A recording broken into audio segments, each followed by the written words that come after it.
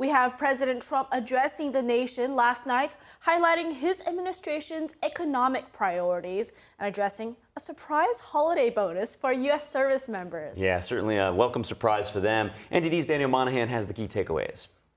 11 months ago, in a primetime address, President Trump pointed to what he described as major accomplishments since returning to office while previewing his agenda for the year ahead. I inherited a mess, and I'm fixing it. When I took office, inflation was the worst in 48 years, and some would say in the history of our country.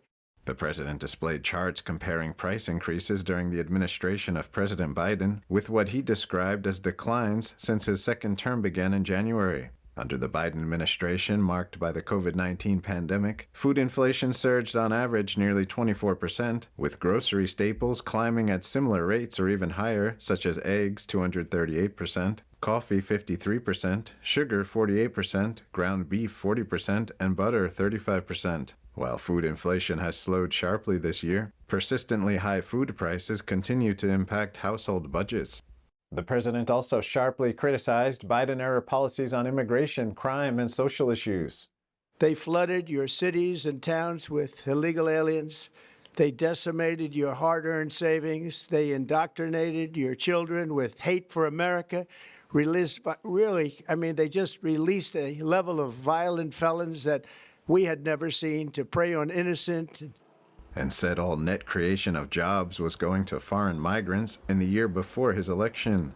Since I took office, 100% of all net job creation has gone to American-born citizens. The president also highlighted his work on prescription drugs.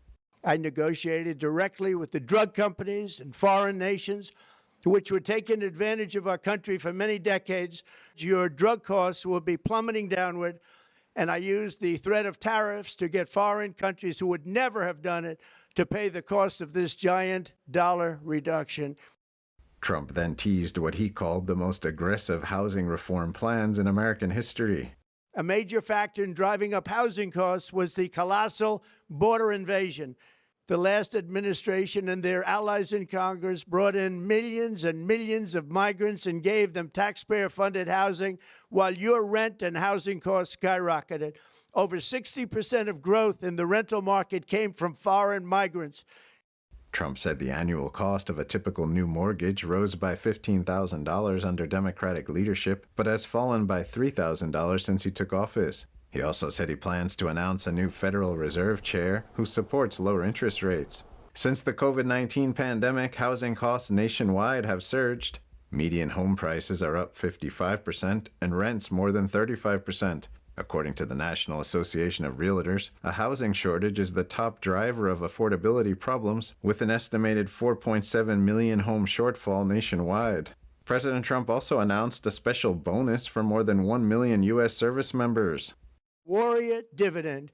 In honor of our nation's founding in 1776, we are sending every soldier $1,776.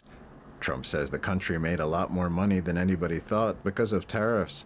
In other news, President Trump and War Secretary Pete Hegseth attended a ceremony yesterday to honor U.S. personnel killed in Syria over the weekend by a suspected ISIS attacker. Trump traveled to Dover Air Force Base in Delaware to be present for what the Air Force calls the dignified transfer of the bodies from overseas back into the United States in the presence of their families. 2 U.S. Army soldiers and a civilian interpreter were killed on Saturday in the central Syrian town of Palmyra. The attacker targeted a convoy of American and Syrian forces before being shot dead.